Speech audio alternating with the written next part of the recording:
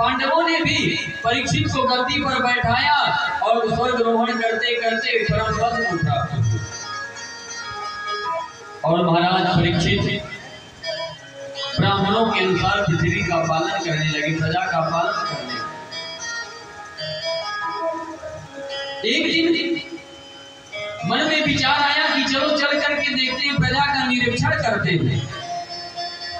तो वहां पर जा करके क्या देखा कि सभी जगह तो पूर्वजों की खूब प्रशंसा सुनने को मिली, पर एक जगह जा करके अटपटा दृश्य देखा। क्या देखा कि एक गाय और एक बछड़ा है और एक दुष्ट तलवार लिए लेकर के मारने के लिए दौड़ रहा है। परीक्षित ने सोचा कि अरे हमारे राज्य में इन गायों पर इतना बड़ा अत्याचार,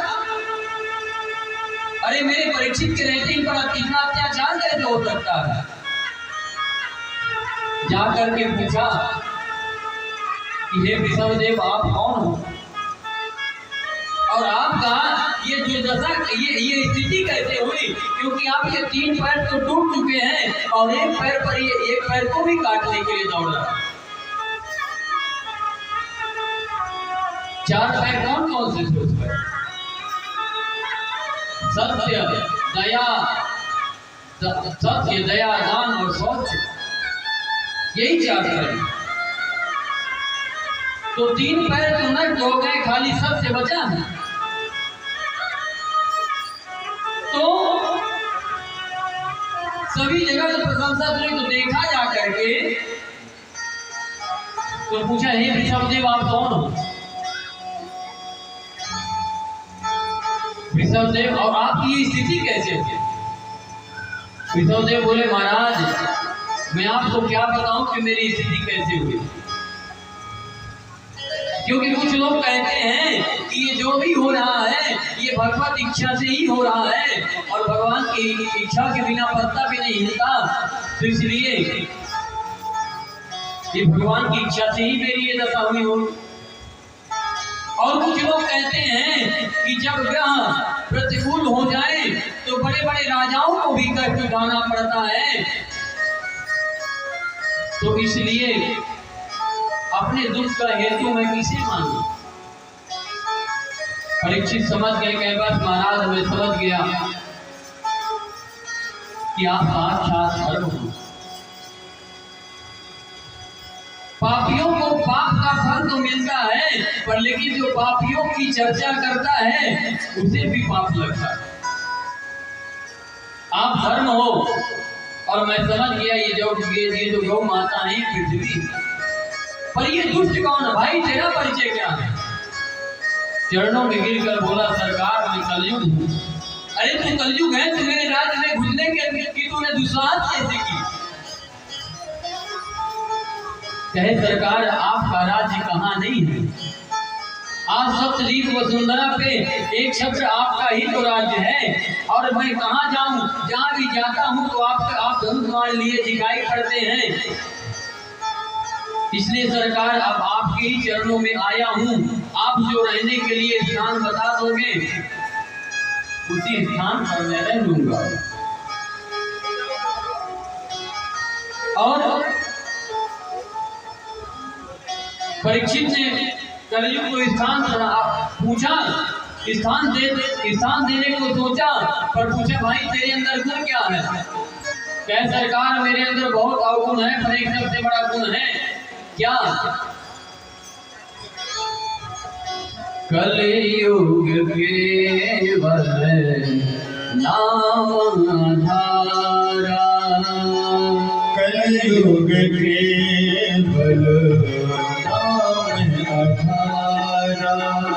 कलयुग केवल नाम धारा, कलयुग केवल नाम धारा।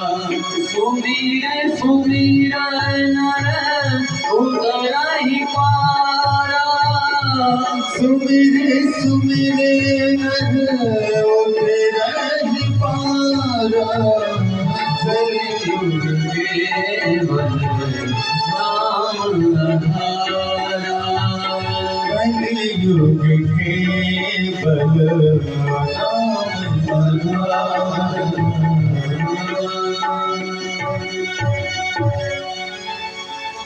तो कहा सरकार मेरे अंदर तो सब दोष हैं, पर एक सबसे बड़ा गुण है कि सत्यम नास्ति तपा शौचम, जो है अन्य युगों में जो फल योग से समाधि से जो फल प्राप्त नहीं होते थे वो तत्फलम लभते सम्यक कलौ के सब कीर्तना, वह इस कलिकाल में केवल भगवान नाम संकीर्तन से प्राप्त हो जाते हैं। कलयुग ये गुण को सुन करके परीक्षित बड़े प्रसन्न हुए, सोचे कि यह संसार के जीव कल्याण करने में समर्थवान नहीं है, पर इस कलिकाल की महिमा ये है कि भगवान नाम संकीर्तन का आश्रय लेकर के पार हो जाएंगे। इसलिए परीक्षित ने स्थान दे दिया और 4 स्थान प्रदान किया। अभ्यर्थितस्तदा तस्मै स्थानानि कलये ददौ, जूतं पानं स्त्रियासूना यत्र धर्मश्चतुर्विधः। 4 स्थान दिया। कौन सा? जूतम पानम स्त्रियासूनम। पहले तो दिया कि जहां पर जुआ होता होगा वहां पर तुम्हारा वास होगा, और पानम जहां पर मदिरा का पान होता होगा वहां पर कलयुग का वास होगा। स्त्री जहां पर हिंसा होती होगी वहां पर तुम्हारा वास होगा। स्त्री जहां पर नीच स्त्रियों के संग विहार किया जाएगा, जहाँ जाता होगा वहां पर तुम्हारा वास होगा। और सूनम जहां पर जीवों की हिंसा होगी वहां पर तुम्हारा वास होगा। चरणों में गिरकर बोला सरकार आपको एक गुण मेरा बहुत अच्छा लगा, तो क्या बदले में एक कमरे नहीं मिलेगा? युधिष्ठिर ने जब इस प्रकार से कलयुग ने कहा तो फिर पुनः परीक्षित ने कलयुग को 5वां स्थान स्वर्ण में दिया। पुनश्च याचमानाय चातरूपमदत् प्रभो, ततोऽन्वितं मदं कामं रजो वैरं च पंचमम्। राजा परीक्षित ने कलयुग को 5वां स्थान स्वर्ण में दे दिया, पर समझ ना सके कि यही स्वर्ण का वास मेरे लिए काल बन जाएगा। और क्या किए कि एक दिन शिकार खेलने के लिए निकले तो जरा संत के मुकुट को अपने सिर पर धारण करके निकले और शिकार खेलने के लिए गए तो बहुत दूर परिश्रांत हो गए और बहुत दूर तक चले गए तो प्यास भूख इत्यादि से पीड़ित होकर के समीप मुनि की कुटिया में गए और समीप मुनि की कुटिया में जाकर के बाहर आवाज लगाई। और जब आवाज लगाई तो ऋषि तो समाधि में बैठे थे तो उन्होंने नहीं सुना, और जब उन्होंने नहीं सुना तो अंदर जाकर के देखा तो देखा कि ऋषि तो समाधि में बैठे हैं। तो उन्हें भ्रम हो गया कि ये ऋषि इसलिए समाधि में बैठे हैं कि ताकि राजा के चक्कर में कौन पड़े, स्वागत सत्कार से बचने के लिए समाधित होकर के बैठे। राजा को भ्रम हो गया, हमेशा समाधि हो सुविधा, ये झूठी समाधि है। और राजा ने क्या किया कि धनुष की कोड़ी से वहीं पर मरा हुआ सर्प पड़ाका परीक्षित के गले में उठा करके डाल दिया। बोलो ना राधे राधे, प्रेम से बोली राधे राधे। तो क्या किया कि कोड़ी, धनुष की कोड़ी से उठा करके उस सर्प को गले में डाल दिया। अब इस घटना को वहीं पर एक ऋषि एक बालक वहां पर देख रहा, उसने जा करके परीक्षित को सर्प डाल करके चले गए, पर वह बालक जा करके समीक ऋषि के पुत्र सिंगी ऋषि को पूरी घटना सुनाई। और जहां श्रृंगी ऋषि ने सुना कि मेरे पिता के गले में मरा हुआ सर्प डाला है, तो तुरंत उन्होंने कौशिकी नदी का हाथ जल में लिया और जल में लेकर के कहने लगे, इति लंघति मर्यादां तक्षकः सप्तमेहनि। तुमने मेरे पिता का अपमान करके मर्यादा का उल्लंघन किया है, तुमने मेरे पिता का सर्प के द्वारा अपमान किया है, इसलिए जहाँ मैं श्राप देता हूँ कि तुम्हारी मृत्यु सर्प के डसने से ही होगी। और आज से 7वें दिन ही काल तुमको अपना ग्रास बनाएगा और तुम इसी सर्प से तुम्हारा प्राणांत हो जाएगा।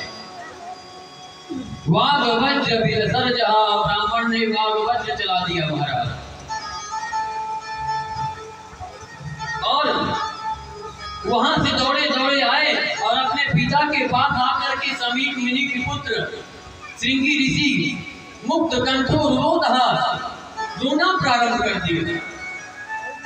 समीप ऋषि की समाधि खुली और देखा, कहा बेटा क्या बात है, क्यों रोते हुए? और तुरंत सर्प को उतार करके फेंक दिया। श्रृंगी ऋषि ने बताया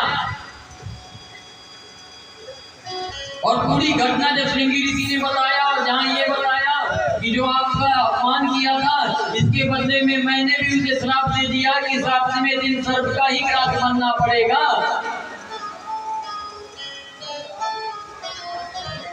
जहाँ इतना समीप ऋषि ने सुना तो कहा, अरे बेटा तुमने ये क्या किया? अरे तुमने परीक्षित को श्राप दिया। अरे परीक्षित जैसे धर्मात्मा राजा अब नहीं होने वाला, क्योंकि अब जो राजा होंगे वो धर्म पर ही राजनीति करेंगे, उन्हें धर्म से कोई लेना देना नहीं होगा।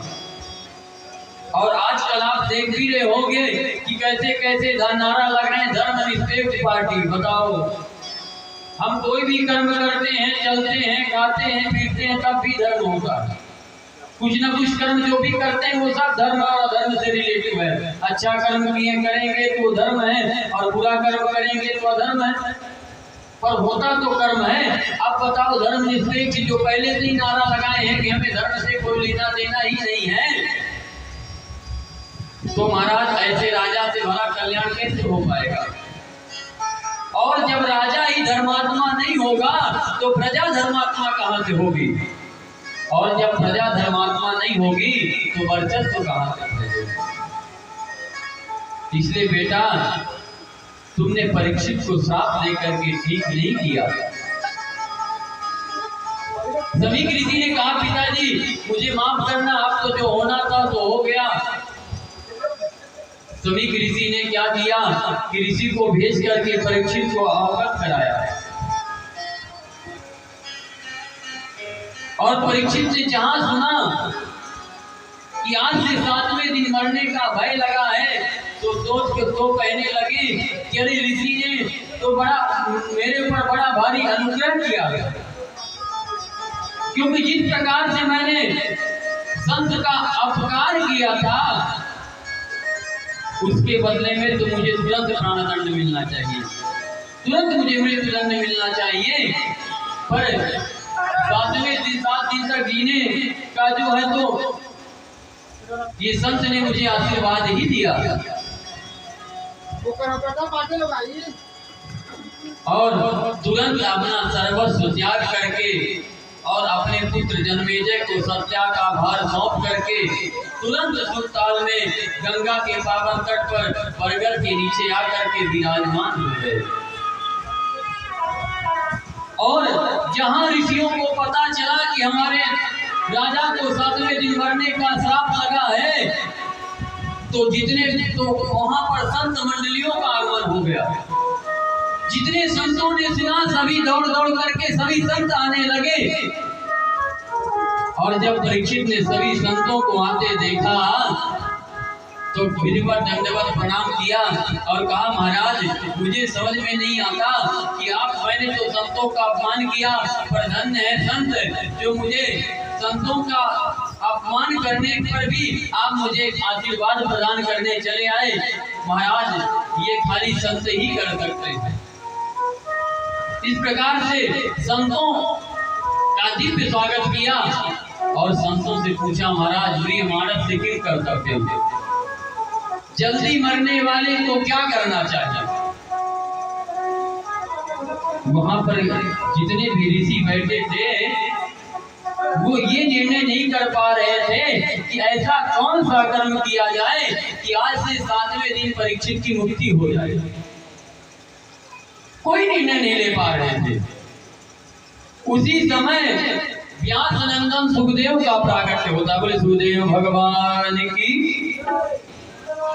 तत्र भगवद भगवान व्यास पुत्रो तत्र भगवद भगवान व्यास पुत्रो तत्र भगवद भगवान।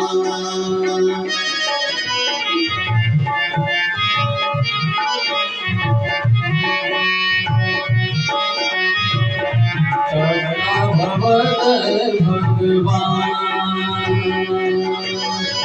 यदा क्षया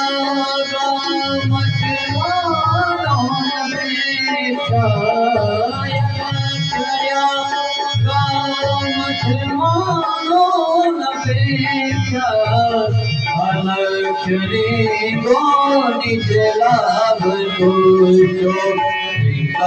सवाले भगवत वेता सवाले अवधूत वेता। तुरंत वहां पर श्री सुखदेव जी महाराज का प्राकट्य हुआ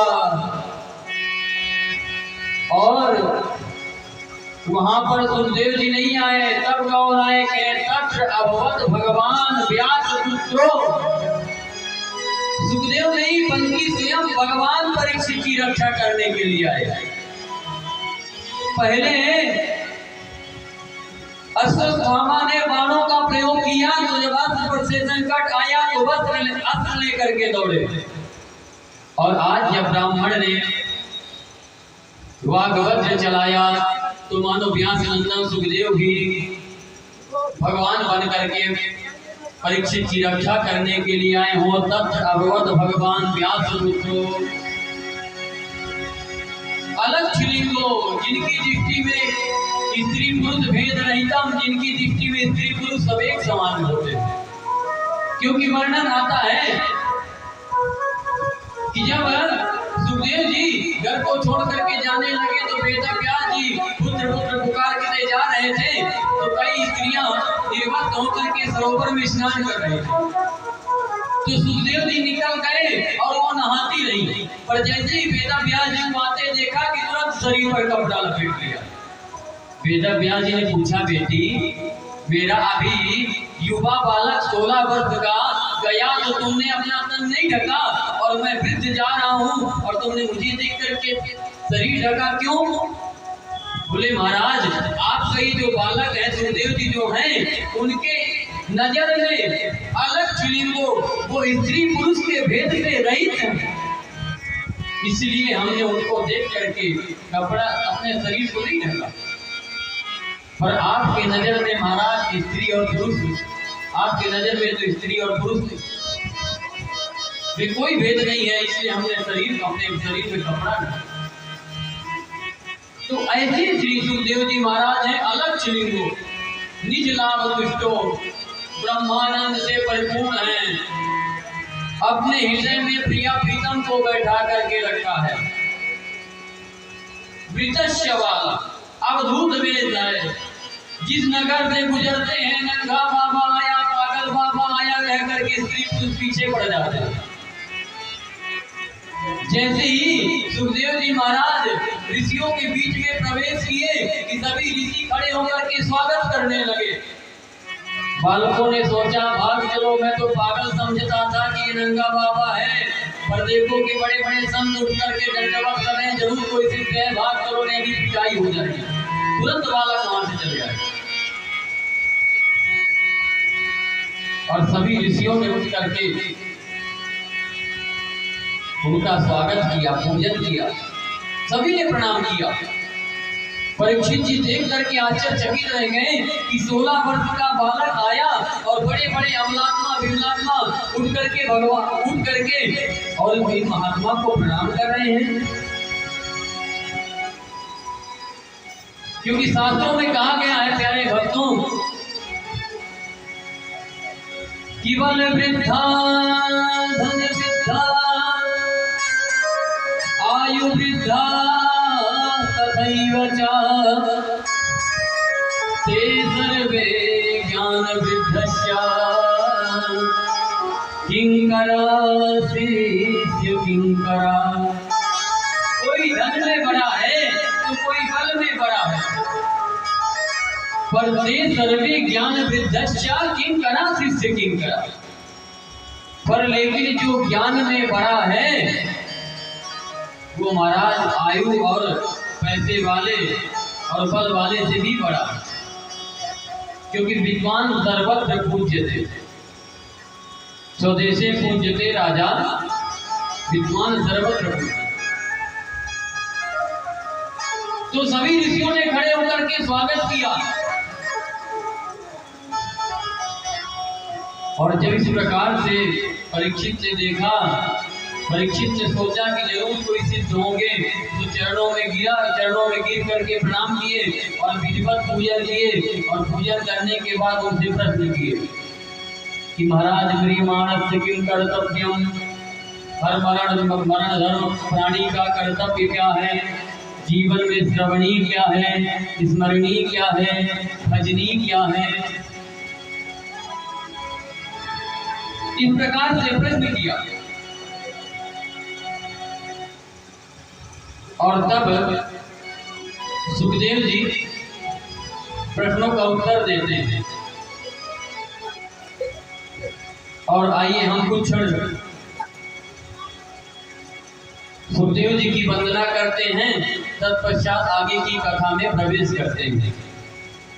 हरि की कथा सुनाने वाले हो, प्रभु की कथा सुनाने वाले, तुमको लाखों प्रणाम, तुमको लाखों प्रणाम।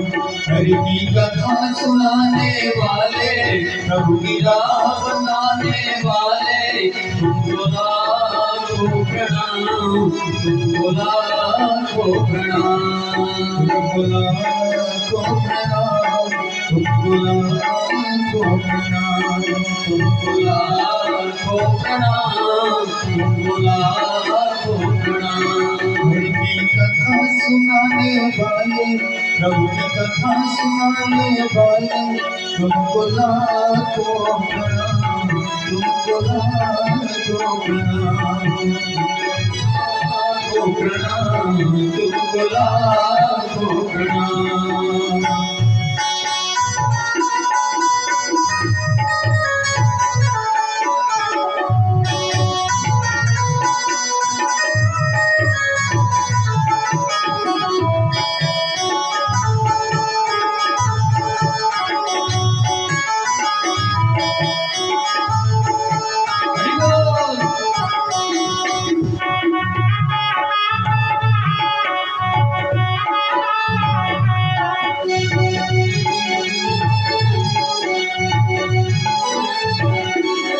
हम भूल रहे थे बद में, पल खो बैठे थे तन में। हम भूल रहे थे बद में, पल खो बैठे थे तन में। हम भूल रहे थे बद में, पल खो बैठे थे तन में। हम भूल रहे थे बद में, पल खो बैठे थे तन में। प्रभु राज बताने वाले, यह राज बताने वाले, तुमको लाखों प्रणाम, तुमको लाखों प्रणाम, तुमको लाखों प्रणाम, तुमको लाखों प्रणाम।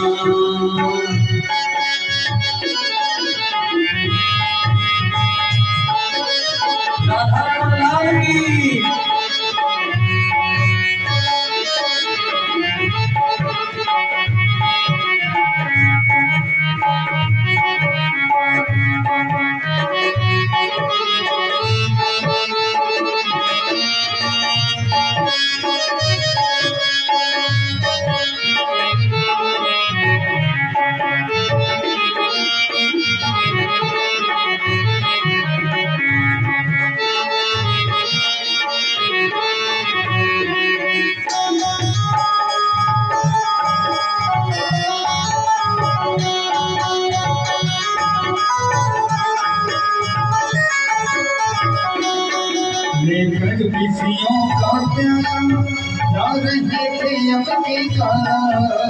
लेकर विषयों का प्याला हम जा रहे हैं उनके काला, लेकर विषयों का प्याला जा रहे थे उनके काला, लेकर विषयों का प्याला जा रहे थे उनके काला। अमृत पानी पिलाने वाले प्रभु सुधा पिलाने वाले तुमको लाखों प्रणाम, तुमको लाखों प्रणाम, तुमको लाखों प्रणाम, तुमको लाखों प्रणाम।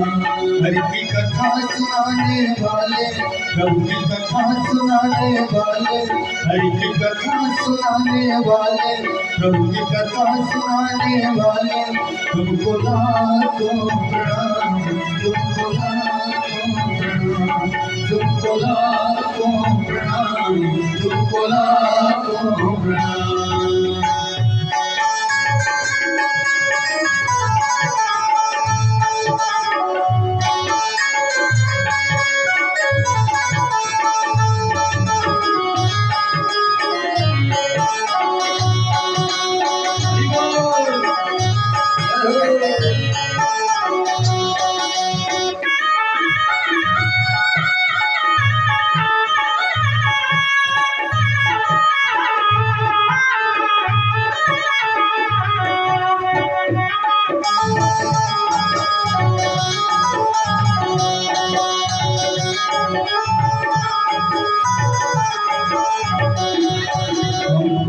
तेरा क्या पावे बस शीश झुकाए दिखावे, हम पार तेरा क्या पावे बस शीश झुकाए दिखावे, हम पार तेरा क्या पावे बस शीश झुकाए दिखावे।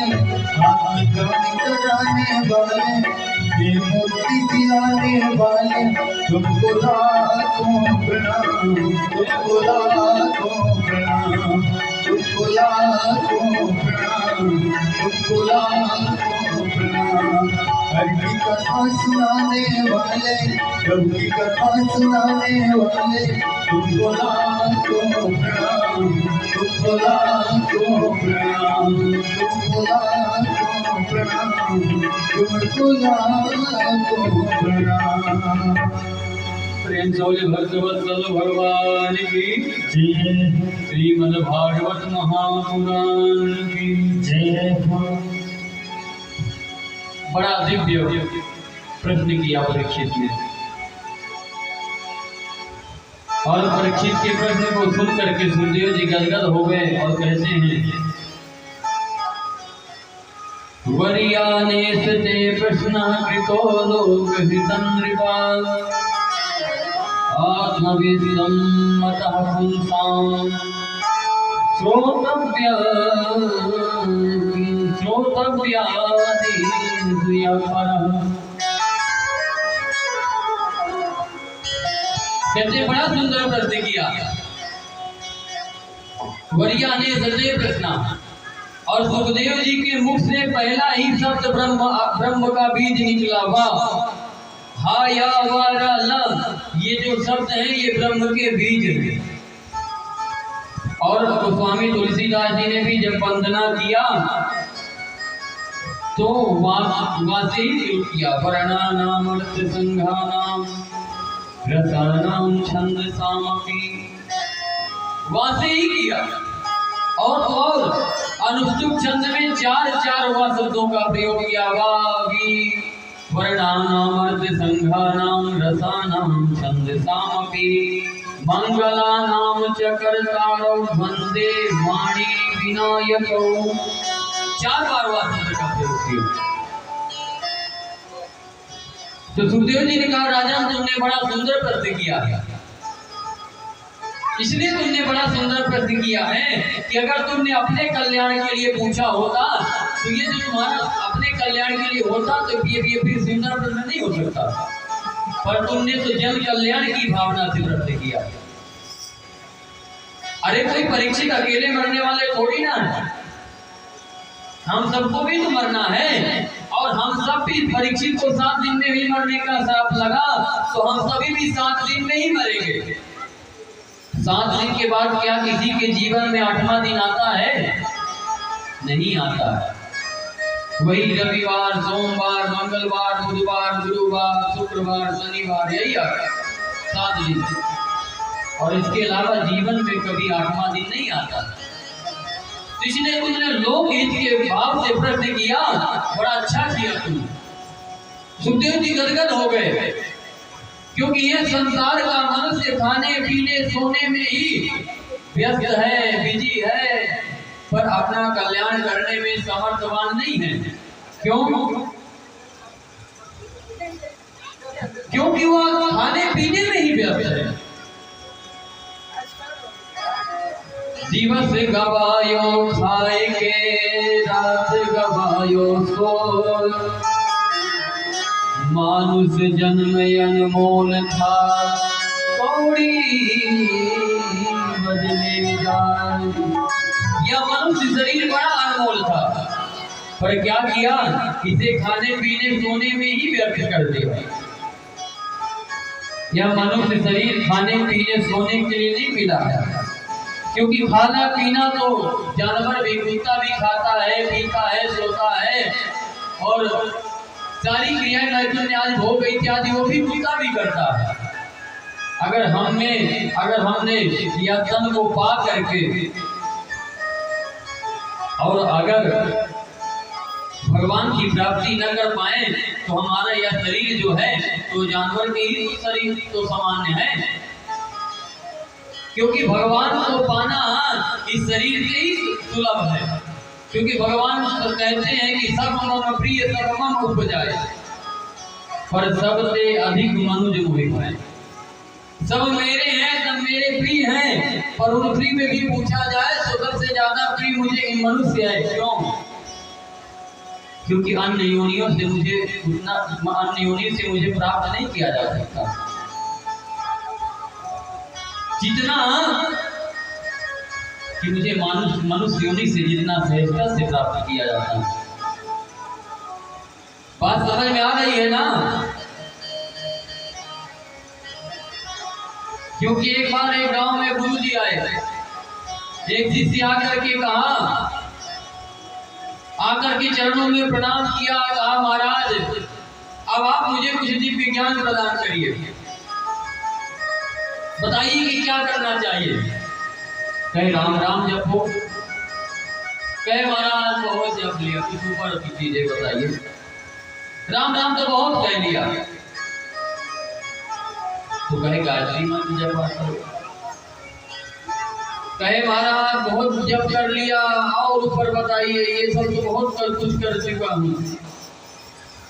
क्यों? बोले कि अब तो जब तो छोड़िए, अब अजपा चल रहा है, कर्म का मन का छोड़ दे, मन का तो अब अजपा चल रहा है, इसलिए महाराज जब और कुछ बताइए, तो बहुत कर चुका हूँ। तो कहे कि गीता का पाठ किया करो। हाँ ये कुछ ठीक है। हाँ महाराज बताइए, कुछ आज श्रवण कराइए गीता के बारे में। तो गुरु जी सुनाते हैं कि सर्वोपनिषद होगा वो दुग्धा गोपालनंदन। ये सभी उपनिषद सभी शास्त्र कहते हैं कि ये संसार गाय है और दुहने वाला गोपाल है। अब प्रवचन सुनाए जाए। जी गुरु जी, जी गुरु जी। आखिरी में प्रवचन शुरू समाप्त हुआ। गुरु जी ने कहा कि अच्छा कुछ अगर संशय हो तो पूछ लो। कहे गुरु जी सब समझ में आ गया। कहे नहीं फिर भी पूछ लो। कहे गुरु जी आप समझाते कम थे, हम समझते ज्यादा थे। बोल राधे राधे। कहे आप समझाते कम थे, हम समझते ज्यादा थे। कहे फिर भी गुरु का मान रखने के लिए पूछ लो। अच्छा गुरु जी आप कह रहे हैं तो मैं पूछ ही लेता हूँ, बाकी तो मुझे सब समझ में आ गया था। बस आप यही बता दीजिए कि आपने कहा कि दो गधा, तो वो दो गधा कौन थे? और मुझे सब समझ में आ गया। गुरु जी ने कहा अरे राम राम राम, मैं तुम्हें परम पात्र मान करके सुनाए जा रहा था और तुम भी जी जी जी जी कर रहे थे। वो दो गधा कोई और नहीं था, एक मैं था जो तुम्हें परम पात्र मान करके सुना रहा था, और दूसरे तुम थे जो सुने जा रहे थे। राधे राधे। तो इसलिए जो समझ में ना आवे तो जी बोलने की जरूरत नहीं है। बोली राधे राधे। अब देखिए हमारी माताएं जो बैठी हैं थोड़ा थोड़ा नींद में सो भी रही हैं, और देखिए जबकि अभी ठंडा भी पी चुकी है और अभी हम नॉन स्टॉप 2 घंटे से बोल रहे हैं और फिर भी हम उतनी ऊर्जा से बोलते जा रहे हैं। और देखिए मेरी माँ कितना बढ़िया है कि कभी ऐसे और कभी पड़ोसियों की भी चर्चा कर ले रही है।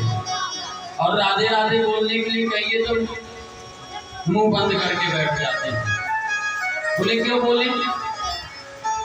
अब पारिवारिक चर्चा करनी हो तो अरे बहन तुम नहीं जानती वो बहुत बुरी है, पर भगवान का नाम लेने के लिए कह दीजिए तो मुंह से आवाजें नहीं निकलती। बोलो ना राधे राधे, और जोर से बोलो जय श्री।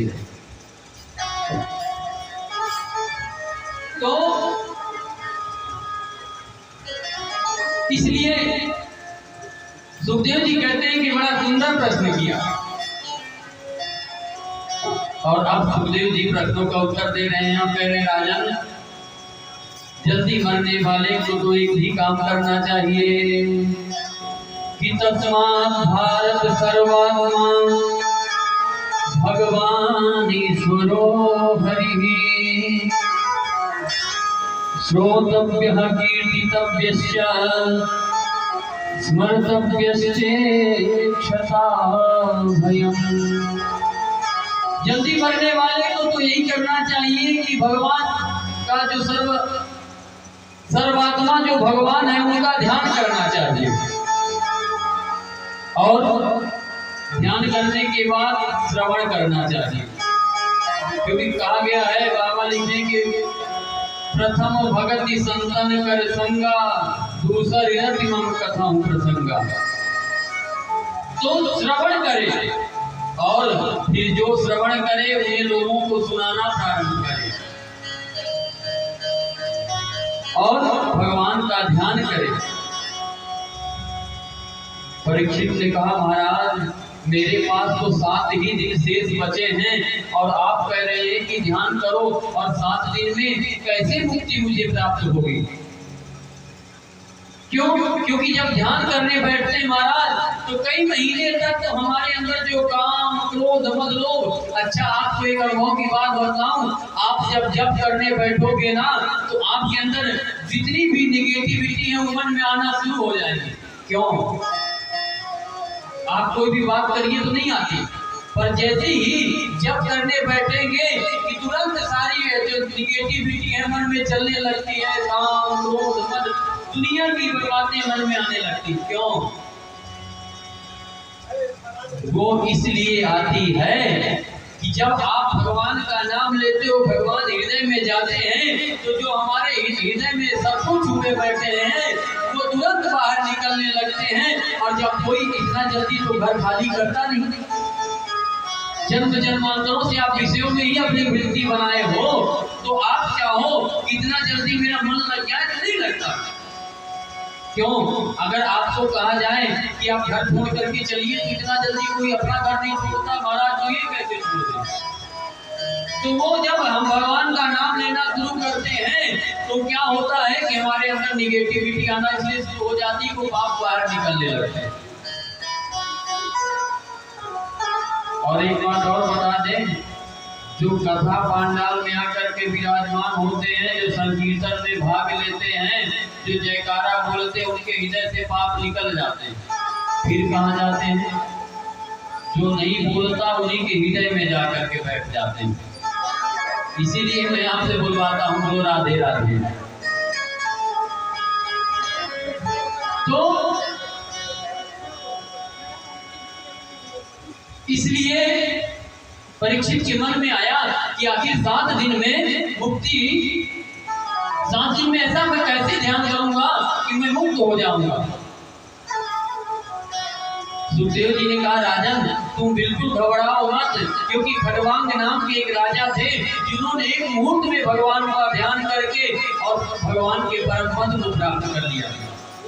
फिर तो तुम्हारे पास तो 7 दिवस से इस प्रकार से विश्वास दिलाया। जैसे डॉक्टर अगर हमको भयंकर बीमारी हो और फिर भी हाथ पकड़ करके हंसते हंसते बात करे और बात करके कहे बस घबराना मत, ठीक हो जाओगे, तो आधी बीमारी तो आश्वासन प्राप्त करके ही ठीक हो जाएगी। ठीक हो जाएगी कि नहीं हो जाएगी? तो वैसे सुखदेव जी ने विश्वास दिलाया और परीक्षित को पूर्ण विश्वास हो गया। तब परीक्षित ने पूछा, महाराज अच्छा ध्यान कैसे करें? तो कहते हैं सब ध्यान की विधि बतलाई। तब ध्यान की विधि बतलाई कि ध्यान करने के लिए पहले 4 बातों का अभ्यास करना पड़ेगा। कैसे? जितासनो जित संगो जित श्वासो जितेंद्रिय। तो क्या करना पड़ेगा कि हमें पहले जितना श्वास हो, प्राणायाम के माध्यम से श्वास को जीतने का अभ्यास करना पड़ेगा। और ये कैसे होगा? जब हम सभी सुबह उठ करके और भगवान का ध्यान करें और योग के माध्यम से प्राण को, प्राणायाम के माध्यम से हम जब भगवान का ध्यान करेंगे, क्योंकि महाराज प्राणायाम परम बलम, प्राणायाम में बहुत बल बताया गया था। तो प्राणायाम के माध्यम से क्या करें कि सुबह उठ करके क्या करना चाहिए? तो प्राणायाम के माध्यम से श्वास को पहले जीतना चाहिए और श्वास को जीतने के बाद फिर संग को जीते। संग को कैसे जीते? असंग हो जाए और असंग होने के बाद इंद्रियों पर विजय प्राप्त करें, इंद्रियों को भी अपने बस में करने की कोशिश करें। क्योंकि देखना इंद्रियों के न घोड़े भगे, इनमें हरदम ही संयम की घोड़े लगे। अपने रथ को सुमारथ लगाते चलो, कृष्ण गोविंद गोपाल गाते चलो। याद आएगी उनको कभी ना कभी, कृष्ण दर्शन तो देंगे कभी ना कभी। बोले भक्त वत्सल भगवान की। तो 4 बातों का ध्यान करने के बाद फिर हमें सबसे पहले स्थूल स्वरूप परमात्मा का ध्यान करना चाहिए। स्थूल स्वरूप परमात्मा, तो पहले हमें भगवान के मंदिरों में जो मूर्ति है, जो भगवान के द्वारा बनाई गई मूर्ति है, उनका ध्यान करना चाहिए। क्योंकि ये सारा संसार परमात्मा का ही तो बनाया हुआ है। परमात्मा ही जगत के अभिन्न मिलोपदान कारण है। बनाने वाले भी वही और बनने वाले भी वही। जैसे कुम्हार मिट्टी से घड़ा बनाता है, कसोरा बनाता है, दियाली बनाता है, तो नाम अलग अलग है, पर तत्वता देखा जाए तो वो सब मिट्टी है। तो पहले हमें जो स्थूल स्वरूप परमात्मा है उनका ध्यान करना चाहिए।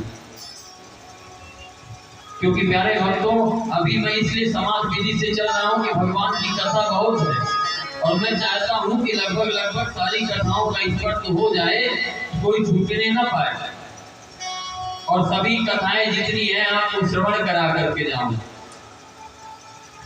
तो इसलिए पहले स्थूल स्वरूप परमात्मा का ध्यान करेंगे और जब स्थूल स्वरूप परमात्मा का ध्यान करेंगे तो फिर हम अपने हृदय में ही सूक्ष्म स्वरूप और जो परमात्मा सर्वत्र व्याप्त है, और जब हमें स्थूल में दिखेगा तभी हमें सूक्ष्म में परमात्मा का दर्शन। प्रेम से दीन बंधु भगवान की। इसके बाद सत्यो मुक्ति और क्रम मुक्ति के बारे में बताया। सत्यो मुक्ति क्या है और क्रम मुक्ति क्या है? तो जो अपने इस सूक्ष्म शरीर को परम पद तक ले जाना चाहता है, सत्य लोक ले जाना चाहता है, तो सत्य मुक्ति तो वो है कि जैसे हम अभी यहाँ वीरगंज से फ्लाइट में बैठे और डायरेक्ट जाकर के बनारस में उतरे, ये क्या हो गया? सत्युमुक्ति हुई। कैसे? बोले डायरेक्ट भूर्भुवः स्वः महाजन सब सत्य, इन सबको छूते हुए नहीं बल्कि डायरेक्ट ऊपर सत्यलोक पहुंच जाए। और ब्रह्म मुक्ति क्या है? बोले जैसे हम अभी रक्सौल से ट्रेन बैठ करके और बनारस जाए तो जितने भी छोटे मोटे स्टेशन पड़ेंगे, तो उसी प्रकार से हम भी, हमारे भी जीवन, ये ब्रह्म मुक्ति क्या है? तो बोले उसी प्रकार से हमें भी छोटे मोटे स्टेशन क्या, बोले अतल वितल सुतल तलातल रसातल महातल पाताल, और उसके बाद भूर्भुवः स्वः महाजन तप, इन सब को घूमते हुए सभी का दर्शन करते हुए तब हम जाकर के सत्यलोक में हमें, तब जाकर के हमें सत्यलोक की प्राप्ति होती है। इस प्रकार से सत्य मुक्ति और ब्रह्म मुक्ति के बारे में बताया, और फिर बताया कि किस कामना से किस देवता का ध्यान करें। तो जिसको बढ़िया सुंदर रूप चाहिए वो गंधर्वों की कामना करे, जो जिसको विद्या प्राप्ति, जिसको विद्या चाहिए वो भगवान भोलेनाथ की उपासना करे, और जिन्हों दाम्पत्य जीवन सुखमय बनाना चाहता हो वो भोले, जो भवानी की उपासना करे, और जो सुंदर पत्नी चाहता हो वो उर्वशी की उपासना करे। इस प्रकार से किस देवता से कैसे किस भाव से उपासना करें इसके बारे में बताया। इसके बाद परीक्षित से सृष्टि प्रक्रिया के बारे में पूछा, महाराज आप जरा बताइए कि सृष्टि का विस्तार कैसे हुआ। तब श्री सुखदेव जी बताते हैं कि भगवान नारायण के नाभि कमल से ब्रह्मा का जन्म है। भगवान नारायण के नाभि से कमल का जन्म हुआ, कमल से ब्रह्मा का जन्म हुआ, और ब्रह्मा कमल से बाहर निकल करके चारों तरफ देखना चाहते थे तो 4 सिर लग गए। और उसके बाद क्या हुआ कि सोचने लगी कि कौन भैया मैं कौन हूँ, तो उसी का तो और कहीं कोई आधार नहीं मिला, तो क्योंकि पूरे संसार में जल ही जल था, तो क्या हुआ कि उसी कमल से ऊपर जाए नीचे आए और इसी प्रकार से करते रहे। बाहर आकर के सोचे कि आखिर मैं हूँ कौन, मुझे बनाया कौन। तब भगवान के द्वारा बतलाया गया कि तब करो, और उनके कानों में 2 शब्द सुनाई दिया, कादयो माम साना स्पर्शः। इस स्पर्श संज्ञक वर्ण 16वां और 21वां था, और फल सुनाई दिया, और ब्रह्मा जी ने तप किया। और जब ब्रह्मा जी ने तप किया तब भगवान प्रकट हुए, और प्रकट होकर के दिव्य चतुश्लोकी भागवत प्रदान की।